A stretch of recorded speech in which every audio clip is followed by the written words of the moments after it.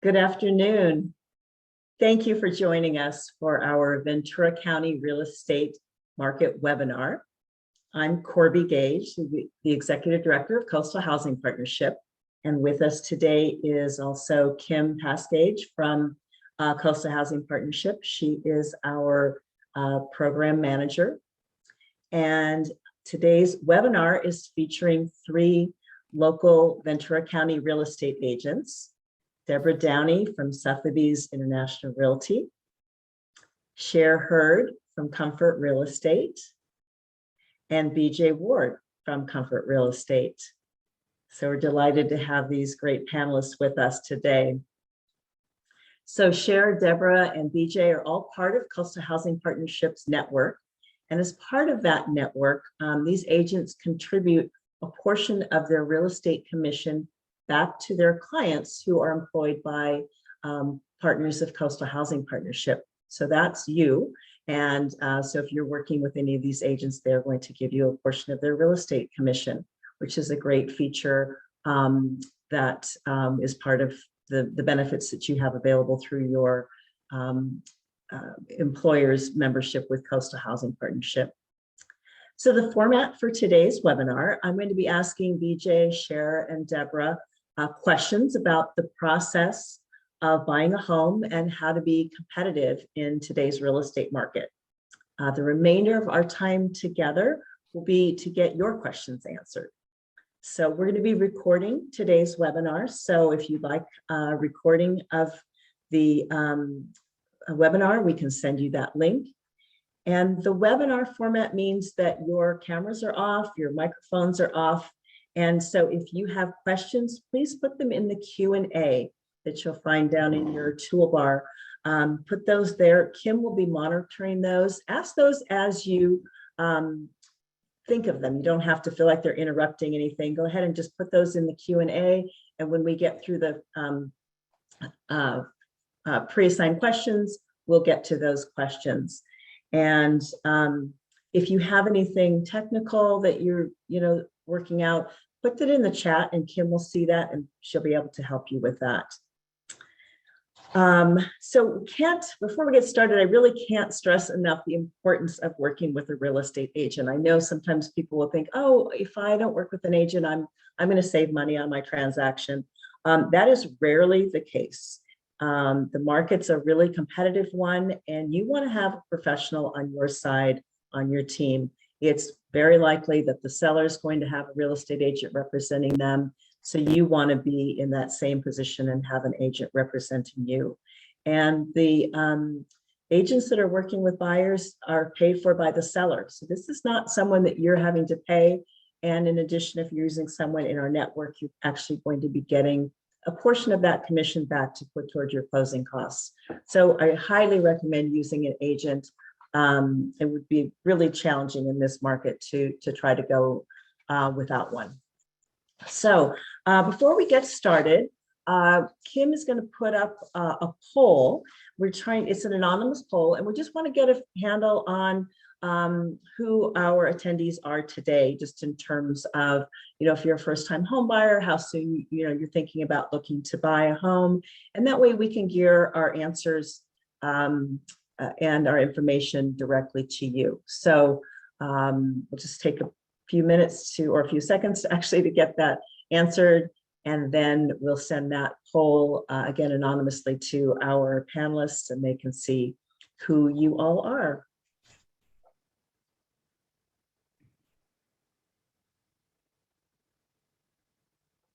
Okay, Kim, does it look like everyone's had a chance to participate? Okay, great. We're going to end the poll, and thank you for participating in that. So, Deborah, would you please share a little bit about yourself, introduce yourself, and share a little bit? Sure. First of all, thank you for having me. I'm happy to be here and hope that I can add value. I'm from Ventura. I'm a native, went to school here. I've been in real estate since 2004, and I've helped first-time buyers all the way up to seasoned investors. And I consider myself sort of a matchmaker to help people find the right property and match their lifestyle to the best property for them. And anyway, again, thank you for having me. Thanks, Deborah. Cher, would you introduce yourself? Yes, I'm happy to. Thank you. I appreciate that, Corby. I'm Cher Hurd. I'm co-owner of Comfort Real Estate here in Ventura. We're right behind the government center, so kind of centrally located in the Ventura area. I have been a realtor. I had my real estate license since 1985. Have also done a few roles in the real estate business, but my favorite one is realtor, and I've been a realtor for many, many years. Great, thank you. BJ, would you introduce yourself? Good afternoon. My name is BJ Ward, and I am also a co-owner of Comfort Real Estate along with Cher. And honored to be here. This is a very interesting format. I feel we can't see everybody, so I feel like I'm just talking to four friends, which is cool. But I've been a member of Coastal Housing for probably over a decade or somewhere close to that. Again, co-owner of Comfort Real Estate. Like Cher kind of just went over who we are, but we are a boutique real estate office based in Ventura, covering some parts of Santa Barbara County, the entirety of Ventura County, and some parts of LA County. We have a fun and eager and hardworking office of about 40 agents, and we help buyers and sellers, landlords. We do property management, and we have a good time doing it. So thank you, Corby. Great, thank you. You can see we have some great expertise here today. So thank you, panelists. BJ, let's start with you. What should someone do to prepare to purchase a home? Kind of thinking about pre-approvals as well. So what steps would someone take to really get into a readiness position? Yeah, so that's a great question, and it's vitally important to to have a plan in place. I think it's natural in this day and age with technology kind of at your fingertips to naturally just kind of go to the Realtor.coms and the Trulias and Zillows and Redfins to kind of start your search there, just because that information's there. But I think one thing that you have to caution yourself about with doing that is you may be looking at that places that may not actually fit your wheelhouse, or you may be kind of mentally just blocking yourself off from a price range or from areas because you don't think that you can qualify or buy there. So I think the first thing that that anybody who's looking to buy would need to do is to talk to a lender or a home mortgage expert who will essentially take your income and your assets and your debts and your credit and take all this information and, for lack of a better term, spit out a figure that you're qualified for. And with that figure would come a corresponding monthly payment that would be your, what we call PITI, which is your principal, interest, taxes, and insurance. So once you have that pre-qualification letter nailed down, you will have a much better handle on finances, and you can go and take that with you when writing and making offers on your first home. Secondly, and there's just like a handful of things I'm going to go over, but secondly, you would want to gather your, what we call your proof of funds. So this is an account. It can be a CD or stocks or an investment account, 401k that will have the funds, that will show the funds for your down payment and closing costs. And a lot of times it's just the first page of that statement. People typically black out their account numbers, but what the listing agent and the seller will want to see is that amount and that name corresponding to the actual name on the offer, just showing that you are qualified to move forward and make a purchase. One other thing, and this kind of goes without saying, but I think it bears mentioning just to kind of keep in mind as you start this process is obviously if you're looking to buy for the first time, sometimes you're staying with family, but other times you're renting. So it's important to have a handle on the terms of your current lease. Like if it's a lease with a specific expiration date, or if you're on a month to month, if there's potential penalties for breaking that lease, you want to have an idea of what that entails, because that'll be part of planning the whole process. A lot of times people are moving to month to month because that adds flexibility. Oftentimes those payments are a little bit higher, but it adds flexibility and it will aid in your transition to your home. One thing that I mentioned on one of the last seminars that I did, and I was kind of fretting about bringing it up today, but I've had, and I'm sure Deborah and Cher at certain points have had clients ask them about this, is the potential, or is the idea of writing a love letter or an introduction letter. And I bring that up because almost every client that I work with who's a first-time buyer asks about doing that to try to in hopes of giving themselves a competitive advantage, because we are in a competitive market. So, and the idea behind that was just to kind of make yourself as an individual or a family with a cute picture of your dog, just to kind of stand out from some of the competition. However, we are starting to see that those have become scrutinized a little bit. As a matter of fact, it's prohibited now in the state of Oregon. That's up for appeal, but that may stick. And I think the sentiment here with brokerages and offices is a lot of times they now, as of recent, they have policy saying we're not going to take those or encourage that you write those. And I know individual agents are kind of taking that same mindset. So I still write them up. I write them up for my clients. I don't know if Deborah, and then you guys can kind of chime in when you guys speak, but if it's up to the seller, if they present that, or the agent, if they present that or not. And the whole impetus behind this is because there could be, or the thought was there could be potential fair housing violations in taking an offer that's influenced by certain things that would be revealed on the letter. So we can go over that later on, but I just thought it was important to bring that up. Another thing I think to keep in mind is just really the mental aspect of buying a home. A lot of times what you see on reality TV is much different from the reality of the true reality of buying a home. A lot of people like to watch house hunters. I used to love to watch house hunters. And the picture that you get there is that you have someone who goes out and you look at 3 homes and you just sit back and you say, I want that home. You're not seeing the lines of potential buyers kind of lining up around the block to see the home. It's a little bit, it creates a false sense of reality. So I think it's important just to prepare yourself for the long haul, especially in this market.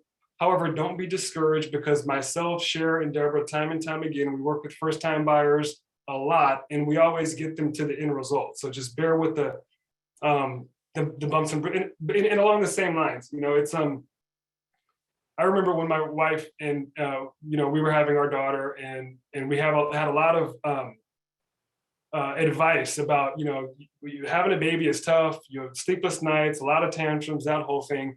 But just embrace those moments, because you'll look at it 4 or 5 years down the line, and you'll just kind of reflect on those memories. And I draw a parallel with the housing market, with today's housing market. There will be some bumps and bruises. There will be some times that your offer doesn't get accepted. But there's nothing like the feeling to getting keys to your first home. It's a very remarkable feeling. So just kind of stay the course. And I'm sure we'll get to a lot of other things throughout the remainder of the panel, but I'm going to yield my time and go on to the next question. Thank you. Okay, so BJ, it sounds like that pre-approval process is so important, because what you're getting from the lender is exactly the loan amount that they will offer you. And so you add that to your down payment. Now you know exactly what price range you're looking at. Is that the main reason for that? Pre-approval is like I said, it's vitally important. It gives you the financial picture of what buying a home will look like. And as a listing agent, when you're writing these offers, they're not really going to give your offer any credence or take it serious unless you've already taken that step. So that's vitally important to get that done before you really truly start to go out looking. Okay. And is it still the case that you can't really get into a property or an open house without a pre-approval letter, or is that changing? That's a good question, Corby, and I'll definitely let Deborah and Cher answer at when they're called on. That was something that we really saw heavily during, like, right out of the pandemic. Like, people wanted to feel safe about people coming into their homes, and they wanted to do all they could to ensure that the people who were coming in were qualified, and that's a part of it. So I like the idea of that. That's kind of gone away a little bit, but in most cases, buyers agents like myself, Cher, and Deborah, when we're working with buyers, we're not gonna, we'd be careful to take someone out and show them property if they're not serious. And by serious, I mean having taken the step to get pre-qualified already. Okay, great. Thank you. Thank you, BJ. So Cher, what should someone look for in a real estate agent? Are there certain questions that they should ask when interviewing? How do you know who to pick? Very good question. Very good question. I think the very first thing probably to realize is that a realtor is different from just someone who went and got a real estate license. And most buyers don't realize that. Realtors who have that R next to their name, it's a trademarked thing. Realtors actually subscribe to a code of ethics. So they have to follow certain rules. There are trainings they have to go through. There are things they have to do. There's actually 17 articles in that code of ethics that realtors are required to follow. So you want to make sure that whoever you're working with has that realtor designation. That's number one, I think most important. Secondly, one of the best things we find is, I'm sure Deborah and BJ would both agree with me, referrals.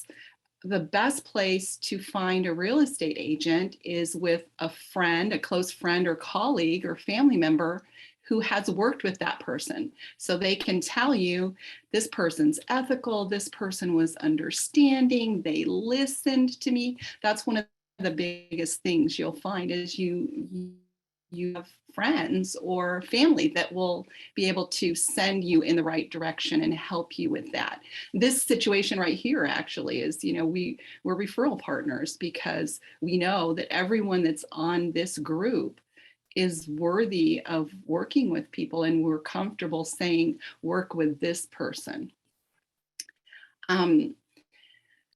Googling people, find out about them a little bit. You do that if you're dating people who want to find a contractor. I mean, whenever you're looking for somebody, that's one of the best tools we have available is to search their social a little bit. Maybe they came across really well when you talked to them, and then you went and looked at their social media and realized, wow, I am not aligned with this person at all.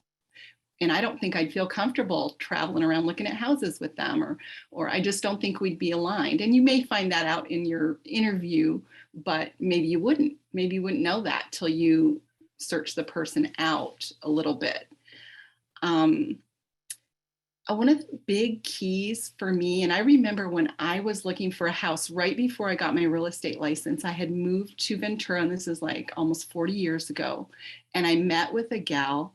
And the first thing she started doing was talking about other agents and bad-mouthing them and saying negative things. So be very careful of someone who has negative things to say about other people. That's not a good sign. It's not professional. So they should be focused on what they're going to do for you, how they're going to help you. Those types of issues, those are much more important than them worrying about everybody else and what they're doing and how they're doing it. How available are they? Some agents list a long list of, I'm selling this many houses and I'm doing this many transactions. But what that oftentimes can mean is that you're not going to work with them. And there's nothing wrong with a team, because we all probably, I think all three of us probably have a team of people that help us and get us through the process. But you want to know that. You want to ask, will I be working with you? Will I be working with you and someone else? Who's going to be helping me? How will we work together? How are we going to communicate? What are the communication preferences? How do you prefer to communicate? This is how I prefer to communicate. Those are important things. And are they asking you these things? I think one of the most important things is the questions the realtor is asking you. Do they care about you? Do they seem like they just want to sell a house?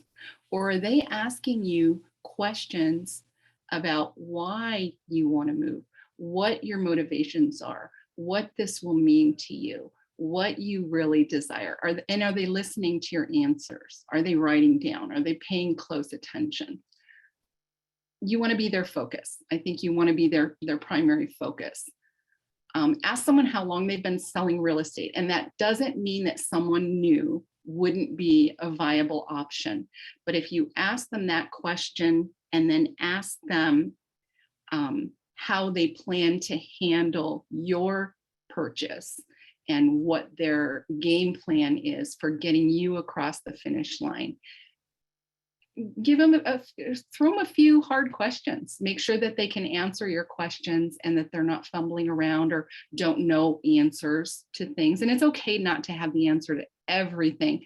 I'm sure Deborah and BJ have had a new experience over the last month that they never had, even though we've all been in the business a long time, because that's one thing about real estate. It's always changing. There's always something new. There's always something more to learn. So ask them that though. Ask them some hard questions. How available are they?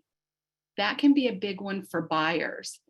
Do they work more with buyers or more with listings, with sellers? Because some agents focus primarily on sellers and on listings. And if they do they have the time to deal with you? Or do they have the interest in taking you to look at multiple properties and sticking with you for the long haul if it takes a little while to get there? Because that's pretty important too.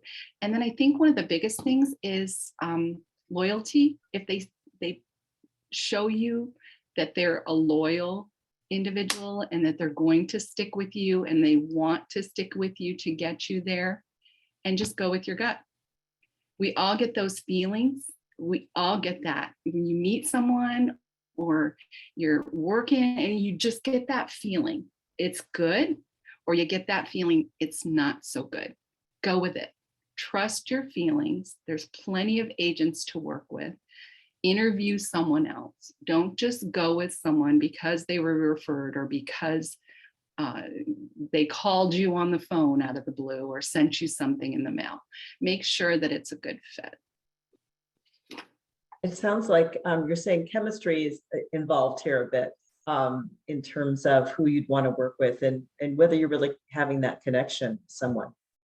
Absolutely. I used the dating analogy. It really can be as simple as I've had it, and I'm sure BJ and Deborah have had it too, where I didn't feel like someone probably fits with me. So I'll pick a team member from my team and say, would you want to work with me with this individual? And kind of slowly turn it over, because I feel like they'll connect. And maybe for whatever reason, every person on earth doesn't have chemistry with every other person. So sometimes it's best to drive on to the next and work with someone you have that connection and that feeling. But we're not looking for a friend. That's the other thing. We're looking for an advocate. You want to make sure that person is going to be a good advocate for you, because they have to go out there and negotiate and work hard on your behalf. So we're not just looking for a friend. That's a really good point. So can you share a little bit about the team, the pluses and minuses of working with a group, that's in a team? So I think the biggest thing is just to not feel like you're bait and switched. If someone does work as part of a team, and as I said earlier, I know BJ works a lot of times with others. I work with others. Most of us do, but it's good to let people know up front. If they come out and talk to you on the first appointment or invite you into their office on the first appointment and kind of rope you in, you don't want to find out later you're never going to see them again. You want to make sure that the communication is still there, and maybe you won't see them again, but they're still communicating with you, even though they have a team member showing you property or sharing documents. We work as a team as far as we have transaction coordinators who will send out paperwork that we've reviewed first, but it'll come to you from that member of the team. Well, we've looked at it, we're touching it, but that member of the team has a role and they fulfill that role. So it's okay to work with teams. It's good if they let you know what you're doing and who you're going to be working with up front. Okay, great questions. I think that really gives a good feel for what someone should be looking for and how to approach this. You kind of talk about a game plan. And so, Deborah, I think that leads right into a good question for you. What's the process of finding a home and making an offer, and how do you determine, how much to offer once you found a home that you think your client's going to like? Well, great. The first thing is, as both BJ and Sheriff mentioned, pre-approval is the first step, but also connecting with a realtor. Buying a home is a big transaction. It's a valuable asset. It's probably the most money most people will spend on something. And as a realtor, we're going to spend a lot of time with our client going through the process. We're going to have some conversations about what they're looking for, about their lifestyle, Is there an elderly parent that might be living in the home? Do we need a single story? Are we downsizing? There's lots of circumstances that people have in their lives, and it helps us to know what the client needs. And then the pre-approval process is very important, because that tells you as the client, you have a really good handle on the budget and what cost you're going to have to come up with, because there are closing costs. A mortgage is divided by 30 days. It's usually mostly, you have interest and principal, like BJ mentioned. So depending on what time of the month you close will depend on how much you come up with for closing costs. There's different fees that come into play. So pre-approval would be step one. And you can do that before you meet with a realtor. You don't have to meet with a realtor first. You talk to your bank, your favorite lender, or you can, talk to family and friends to get a referral. Meeting with the realtor does give you that opportunity to see if you're going to click, if you're aligned. You're going to spend time together. Like BJ said, it's in reality, you're not necessarily going to find just 3 houses and pick one out of the 3.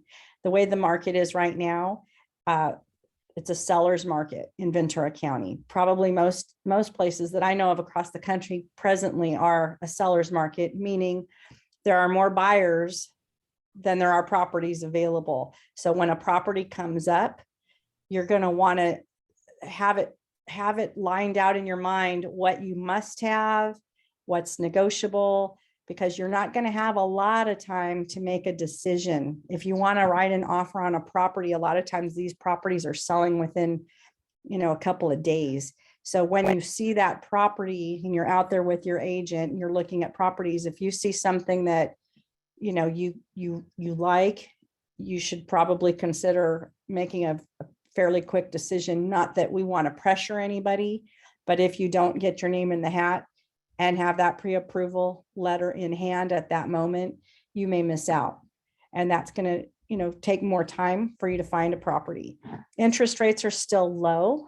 So although our prices have gone up, with interest rates being low, it makes it a little bit better. I mean, if the rates are higher, if the prices are lower, it kind of balances out. So that's why you have the conversation with the lender. You'll know the property. I mean, when you're looking at properties, you're going to have an idea of what you like. You will have had conversations. So as far as making an offer, now that we've found the property that you like and you've had a chance to consider that you want to put in the offer, you're going to talk to your agent. The agent should be giving you some comparables, recent sales, anything that's currently under contract. At what point did that property go into contract? What price point? So that you have an idea of what you should be offering. Looking at very recent sales, like in the last 3 months, because the market has been so brisk, will give you a pretty good idea of what they're selling for and appraising for. Then you're going to meet with your realtor and talk about terms. There's different terms in the contract that are going to be important to having a successful offer. For example, anytime you put in an offer on a property, you have a contingency period for inspections. That means you're going to put a good faith deposit down. It's typically 3% of your purchase price. That's going to go to escrow. During the acceptance period, you have anywhere from, you have 17 days by default in the contract to do your inspections. But typically in this market, that timeline gets shrunk to, maybe 10 days, maybe even shorter, depending on what kind of competition you might have. But during that time, your deposit is refundable. So if you find something horrific with the property and it can't be negotiated through, you can cancel and get your deposit back. So those timelines are important. The shorter timeline that you can do, that gives the seller some assurance you're going to move forward with the transaction. They want to know, fairly reasonably that your loan's approved, that your inspections are complete, you've negotiated. Because your realtor is not only going to do the offer, but they're going to be there, when you do your home inspections. A home inspector is going to do a report, and that realtor that you choose is going to be negotiating with the seller's agent on any repairs. and things like that. So once your offer is accepted, you'll be going through the inspection period. You'll be working with escrow. You'll have paperwork coming from escrow. You're going to have paperwork coming from your real estate team. Could be the transaction coordinator. Your agent will be explaining paperwork that's coming your way, should be going over the contract with you, negotiating repairs. And then your lender is also going to be sending you paperwork back and forth. So pre-approval is the first step, but then all the way to approval takes, a couple of weeks to get final approval. There's different steps. So you're going to have paperwork coming from different people, and your realtor is going to be really helpful in sorting that out with you and being with you throughout the process. So Deborah, it sounds like there's a lot to do, even once you found that home. Is your real estate agent quite involved in that? Or once you found the home, or is that kind of it for the real estate agent? What's the role there? The agent is typically going to be with you throughout the transaction. Like I said, there's going to be paperwork coming from different people to you, the client. Escrow is going to have paperwork that's going to be really important. There's going to be different pieces of paper in the real estate contract. Offer is step one. The deal is not done until you get through the inspection period, the appraisal contingency, and then your loan getting final approval. So that's going to be at least a couple of weeks process. Like I said, there will be a home inspector that you and your realtor can discuss, and you'll be able to choose your own inspector, but they're going to be representing you, going into the house, looking at it with a fine-tooth comb, inspecting everything, heating, air conditioning, appliances, electricity, all of that stuff. A punch list will come back in the form of the inspection report. And that's kind of where the rubber hits the road as to how this deal may go. And that's where your realtor and you are going to discuss, okay, here are some items that might be deferred maintenance that may need to occur. Oh, maybe there's a real big issue that needs to be negotiated. Perhaps the chimney is cracked and that's going to cost several $1,000s. How are we going to handle that? Are we going to cancel the transaction, or can we negotiate with the seller to get some credit? There's different options. So you're going to have a lot of conversation with your realtor on strategy. And once all of the negotiations for repairs, if any, are complete, you'll remove that inspection contingency and continue down the path. And again, loan is kind of the final process. Once you have your final loan approval, you're pretty much on the way to closing escrow. But your agent will definitely be an instrumental person. And that's why it's important to match with somebody, because you will be spending some time together. So, and it is a stressful time. So as an agent, what we also do is listen and, explain and get you through the process, because we have all been through many transactions and we know what it's like, and we know how stressful it can be. So it sounds like a good agent is really holding your hand through that whole process. Yes. That's great. Good. Thank you, Deborah. So question I want to have for all three agents, because obviously I think this is the big question that everyone has, is, what's the real estate market like today? What are we dealing with this? And we hear this, how do you compete with multiple offers, that there's so many offers out there. Give us a little bit of a feel for what potential buyers are going to be looking at if they get into the market now. Well, when we have a joke in real estate, when someone asks you what's the market like, you always say it's amazing. But this really, really is a pretty amazing market. The interest rates are so low. They're still so low that people can still qualify to purchase a home. But what those low interest rates have done in the shortage of housing, we don't build housing in California to match our needs. What that has done is caused our prices to go up. And that only got worse during COVID, which seems crazy. It didn't seem like that should happen, but it did. So it is an amazing market. It's still a market where you can buy a home.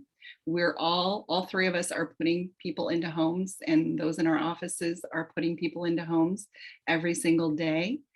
But it does require, I think Deborah said it, it does require diligence and patience, and you have to be committed. So it's not a looky-loo. if you will, kind of market. It's not a time to just be half-hearted. If you want a home, it's a good time to purchase a home because the rates are low and you can probably qualify, but it will take some work. You're going to have to be invested in it. And that's what we're here to do, is help you. Great. Thank you. BJ, any insight on what buyers would be looking at today? Yeah, I mean, Cher brought up a lot of good points. I mean, I'm not going to argue with her on any of that. I think we're in the midst of an anomaly of a market that came kind of out of nowhere after we had the pandemic. It just catapulted into essentially what it is now. And there's a lot of trends that have helped create this environment of low inventory, high prices, competitive market with bidding wars and lines around the corner to see open houses. That is just kind of our reality. And I don't say that to be discouraging at all. I'm just really looking to paint a true picture. But like I mentioned before in kind of my opening question, is that it will happen. Not only will it happen, I think one thing that we're starting to see as of the beginning of 2022 is rates are still historically low, but they are starting to creep up a little bit. And I think the effect of that has been, and I use this word lightly, a cooling of the market. It's like being in Arizona in 115 degrees, which is pretty hot. Then the next day it's 109 degrees. So effectively it's a cooler day, but it's still pretty hot. So I think that things are kind of coming down, and I see that in the form of the amount of offers that we're seeing. So instead of 25 offers, maybe we're getting somewhere between 6 and 8 offers, depending on the circumstances of the property. And I get this question every single day, like, is now a good time to buy? And I just have to say this, that the market that's crazier than the residential resale housing market is the residential rental market. The rental market is bonkers, like you wouldn't believe. And I think the demand is further out of whack in that segment. So what we have right now is low interest rates. We have a healthy and thriving economy. And my feeling, and what I try to explain to my clients, is that home ownership and real estate is still the best wealth creation mechanism available. And I do, for those reasons, I do believe it's a good time to buy. Okay, great. Thanks, BJ. Deborah, anything to add to that about today's market? Well, having been through, I guess, the crash of 2007, 8, 9, if you will, it's always a good time to buy when you're ready to buy, because life is going to happen when you don't expect it to. So if you're a first-time buyer and you're renting, you're paying someone else's mortgage right now. You don't get to write any of that off on your income taxes, and you're not building any equity. So if you're able to, if you've talked to your lender and you can swing it, even just getting into a condo is a great way to get your foot in the door. My son bought a condo, I want to say 2 years ago, and he's already got a nice chunk of equity because the values have gone up. And the first time I bought a house, when I went from renting to my first house, which I think was in 1995, I remember thinking, oh my goodness, I've got to come up with a bigger payment each month. But you do adjust. And that's why it's important now, until you talk to somebody and really see what the payment is. If you're renting right now, you're probably paying at least a couple thousand a month just for an apartment.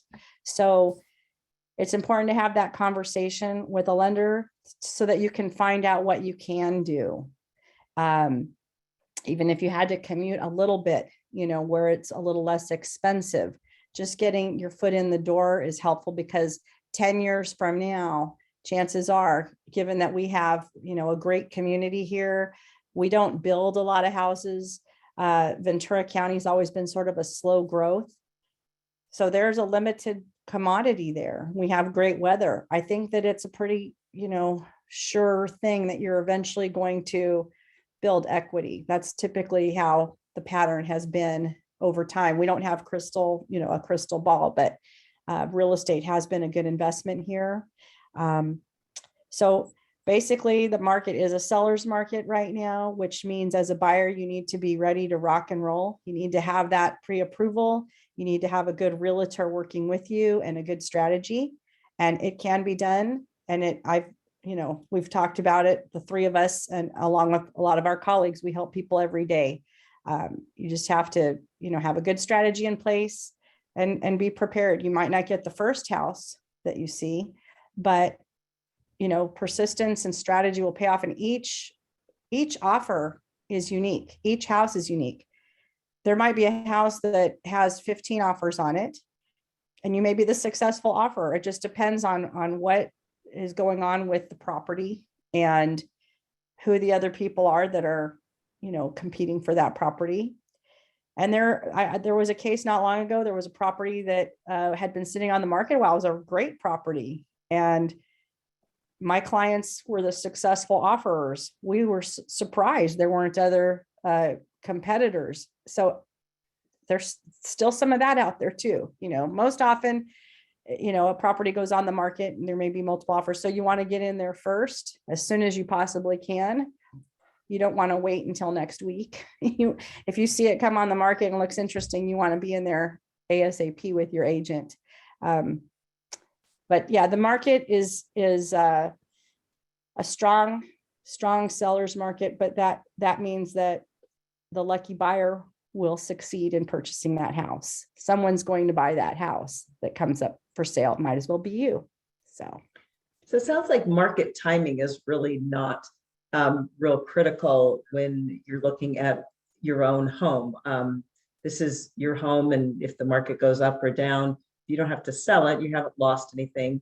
So is that something, Cher, that you're seeing people trying to time the market, and maybe they're going to lose out, and should they just be looking at other aspects of home ownership than market timing? Absolutely. That was an incredibly good question. While I was listening to Deborah, I was thinking those things, and I'm sure both Deborah and BJ would agree that timing the market, if we had a crystal ball, we would all kill it. But no one does. It's the same with stocks. It's the same with anything that you purchase that you're hoping to increase in value. As long as you don't have to sell it, I always talk to my clients about that, because as long as you don't have to sell it, you hold on to it, the market adjusts back, and your equity comes back. So people have bought homes. I bought my first home at a peak, one of those what we call the peaks. And I think I picked the day that was the peak of the market. I still live in that house. I've lived in that house for 30 years. My house has more than doubled in value. I think it's quadrupled in value. It only would have mattered if I sold it 5 days later when the market went down. It only matters when you sell. And the other thing about a house, this is your home. This is not an investment. It will turn out to be probably your biggest investment, if you will, but this is where you are going to make your home. Over the long term, you'll build the most wealth from this investment or this purchase of anything you probably purchase in your life. So that's a good way to look at it. Great, thank you. Now, BJ, you mentioned you're seeing less offers in this multiple offer situation. Are we seeing less investors out there? Is that part of it, or what do you attribute this slight cooling? Yeah, I can only speak for myself in this instance, and I do think that we are seeing less investors just because of where prices are. I think investors, and there's either buy and hold investors or there's flip investors. If it's a flip investor, then they're being very discretionary with making a purchase now, because they have to have a margin to turn a profit. So I'm seeing a lot of first time and move up home buyers. So again, first time buyer is pretty self-explanatory, but a move up home buyer, so someone who is sold and who's decided to rent, or who has their home on the market and is purchasing contingent on the sale of their home, which actually happens quite frequently. It's an added little loop in the process a little bit, but it happens quite frequently. I mean, they've realized equity. They have their eyes on a dream home, you know, kind of a place that they've wanted to get to. So they figure now is a good time to do that. There's a lot of factors that would push them to do that. So that's what I'm saying. But yeah, I think overall I am seeing less, you know, again, instead of 25, I'm seeing 10, you know, 10 to 12 instances. That's great news. Kim, looks like we've got a number of questions. So I want to make sure we have time for those. Would you share with us some of those questions from the we've got some great attendee questions, and feel free to keep adding those to the chat. We'll get through those. So the first question is, are people able to purchase during these high prices on homes? Before it was hard to purchase even with 2 incomes, but now it seems even harder. Are there assistance for first-time home buyers? Deborah, would you like to take that one? Sure. So the city of Ventura does have an affordable housing program. There are several neighborhoods sprinkled throughout Ventura that fall under moderate income guidelines. And then there's also low income. A lot of working people, you know, the moderate income, you know, might be $80,000, you know, to $100,000. So not low income at all, but they call that moderate income. And you can check with the city housing department, and you can actually sign up. And when a property in those neighborhoods comes up, you will already be ready to move forward with an offer if you wanted to. In East Ventura, there's North Bank Greens, and on Wells and Telegraph, there's another neighborhood, I don't remember the name of it, but you can look on the city's website. So that's one thing. And then talking with your lenders, depending on where you bank. If you bank with, say, Navy Federal Credit Union, for example, if you have a military member in your family or something, you can get some really great mortgage rates, lower than typical, you know. So that's another thing. There are a couple of other loan programs that a lender can go over with you. I think Cal HFA is one of them. Teachers may have some sort of assistance. You can check with your employer to see, you know, through your company credit union or something, if there is a special program for you. And like I said, talking to a lender, they should be pretty knowledgeable on what products are available. Great. So it sounds like that taking that first step and talking to a lender is going to give you a lot more information on your game plan, as well as checking with the affordable housing departments of the city and the county. Right. Great. Thank you. Kim? Yeah, great. I think we touched on this, but I don't know if anyone has anything to add about, it says, what does a realtor do for the buyer in the latter part of buying after an offer has been made and accepted? Cher, do you want to take that one? Yeah, that's when it really kicks in. I think Deborah did a good job of talking about the process on the timeline, but getting the offer accepted is like step one, because then we really go to town. There's a lot that happens after that. There is a lot of disclosure paperwork that needs to be explained and gone over. She spoke about the repairs. So you do an inspection and you find out there are some deficiencies, and maybe there's some big deficiencies. You need to negotiate that, because it's not automatic. The seller doesn't have to do anything. The seller can just say, nope, you take it as it is. So it's a negotiation. There's an awful lot that goes on after you've gotten that property into escrow. There's monies that need to be deposited. There is a lot of paperwork. You continue the loan process, which will require more paperwork. You're going to do more paperwork than you ever thought was possible during a real estate transaction, and especially once you get into escrow. And how nice to have a real estate agent to say, what is this? What am I signing? You know, what should I do next? So that's, you know, really helpful to have that partner in your deal.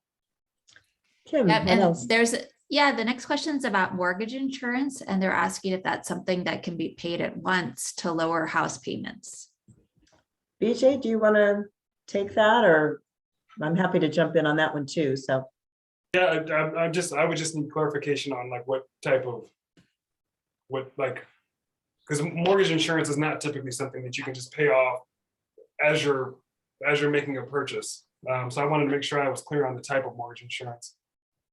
Maybe Talking someone apples could to put that additional kind of a supplement into that question to see what we're looking at specifically. But usually mortgage insurance is, if you don't have a 20% down payment, you'll be paying mortgage insurance, and sometimes they'll roll that mortgage insurance into the rate.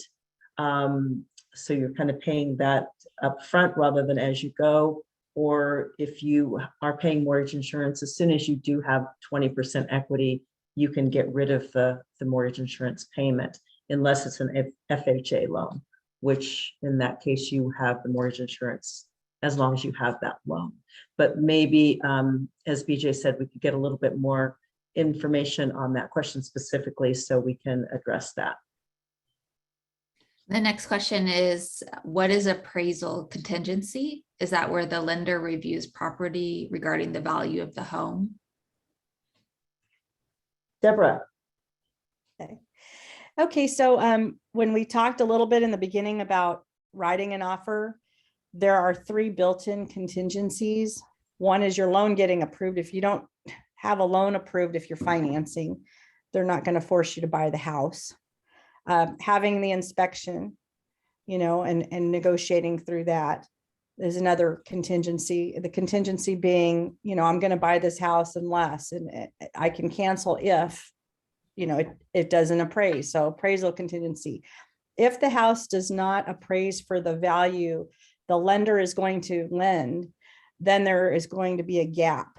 So if I offer $500,000 on a property and it only appraises for $475,000, there's a $25,000 gap.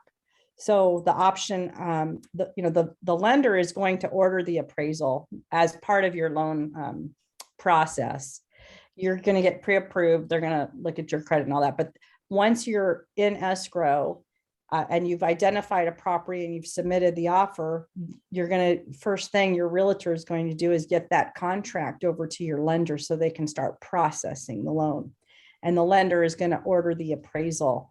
And that's where the bank wants to know that the house is going to have that value that they're going to front you, as part of the loan. So if there is a gap and the house doesn't appraise, we can either go back to the seller and ask them to reduce the price. We can maybe meet halfway, or you have an opportunity to cancel, or you could come up with the balance out of savings or investments or whatnot. So that's what the appraisal is. It's to get an estimate of the value of the property to assure the lender that the house is worth it. You're not buying a Quonset hut, maybe, paying $1 million for it or something. So that's what an appraisal does. And the contingency is that the sale is contingent upon that meeting the value or negotiating some term that is acceptable to buyer and seller. Okay, so the appraisal there, the appraiser is going out and looking at recent sales that are similar to that property. If it's a 3-bedroom, 2-bath in a certain neighborhood, they're trying to see what's been a completed sale, a recent completed sale, and does that property and that offer tie into those completed sales. Right. Yeah, they do a pretty thorough report, and the buyer does get a copy of that, and it'll show all the properties that they're comparing to and what they sold for and how that compares to the subject property. And there's a lot that goes into that, but pretty detailed and thorough. Great. Thank you. Kim? Great. And thanks for that answer. And the next question, a couple people have asked, what is the lowest interest rate available in the market? I might be a lender question, but maybe you guys have a ballpark. Yeah, that's probably a lender question. If someone wants to jump in on that. I was just going to suggest Googling it, because if you Google, you'll get a range, but it depends on income and down payment and especially on credit. So those things are going to affect it. But generally speaking, just Google and you'll see some rates out there, what they're at or where they're about at. Great. And it says, is the pre-approval amount pretty fixed? The pre-approval amount is going to vary. If you talk to a lender and you get a pre-approval that you think is low, you think, oh, I think I could have a higher payment than that. I'm willing to, pay more than that. You could check with another lender and see what they might pre-approve you for. But sometimes that can vary. And so if you're finding that you just think that that's not necessarily the right number, I would check with another lender and see if you could get a pre-approval for a larger amount. If I could jump in just real quick on that, that's also going to depend on how much debt you're carrying. If you have a big car payment and you have a lot of credit card debt, you're not maybe going to be able to afford as much house. So it's important to, especially if you are thinking about buying a house, don't buy a car or anything. Wait until after escrow. They're going to be looking at income and debts to determine what you're approved for. And of course, credit, like Cher mentioned. So. Yeah, there's a lot that goes into that pre-approval. And a lot of times people try to do a pre-approval, just kind of a ballpark on using a mortgage calculator that they found online. And that's going to give you a very, very rough estimate, but you really want to talk to a lender because there's so many intricacies that go into that you want to have the lender give you that number. That's right. Another question is, how often is today's market are buyers outbid by cash buyers? PJ, you want to take that? See that? Sure. I mean, I don't have any stats to carry with me in my response to this. It does happen. It does not happen as frequently as you would think. But it does happen. If I had to put a figure on it, I'd probably say about 20% of the time, the cash offer wins out. Oftentimes though, cash offers, their whole thing is to come in lower than maybe some competing offers with the benefit of them being cash. And with cash, a lot of times comes a no loan contingency and no appraisal contingency. Surprisingly enough, what we are seeing is a lot of, heavy down, 50% down, a lot of 20-25% down offers. But, the blessing with that is that not every seller is their primary concern how much the buyer is coming down. There's other terms that you can include in your offer to try to make yours stand out, even though you may not have the most money down or you may not be a cash buyer. So don't be entirely discouraged by kind of what you hear or read. So VJ, on that, how do you find out what's important to the seller? Is that something you have your real estate agent talk to the other agent about and see if, is a long escrow or a short escrow important, or how can you do that so that you can have your offer be have the best terms that would be suitable for the seller? Yeah, I think I'm not sure if Cher or if Deborah hit on it, but I think we're advocates. When we have a client and they've committed to us and we're representing them on the purchase, we want to do everything that we can to try to get their offer accepted. So, and with the business of being a realtor, being a personal relationship type business, it is I would reach out to Deborah and say, hey, Deborah, I'm sure you've had a lot of showings. I'm sure you have a lot of offers. What is it that your seller is looking for? And sometimes it can be a quicker close. Sometimes, it can be they want to do what's called a rent back. So maybe they want to close and the buyer would have to offer some flexibility for the seller to stay there for a month or 15 days. There's a lot of different factors. Timing is usually the most significant factor, but there's other things that you can, contingencies, maybe if you're shortening, I think Deborah mentioned this, your contingency periods, or in some cases, some buyers do decide to waive entirely their contingencies. If you have the ability to do that, that's one way to make your offer stand out. And I'm sure Cher and Deborah can chime in. Okay. Kim, what's the next question? Looks like we still have quite a few. Yeah, sorry. Yeah, there are. It's a couple questions are asked about the requirements to waive the appraisal fee in refinancing. that could be a lender issue, but I don't know if anyone Yeah, I wants to think talk. that would be a question. If you want to email Kim, her email address is there, kym@coastalhousing.org.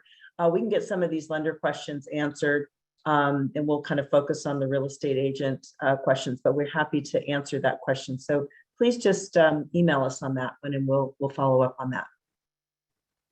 Another question, during COVID, the housing market took off, but many buyers in the country were on unemployment. Are you seeing that affect buying a house?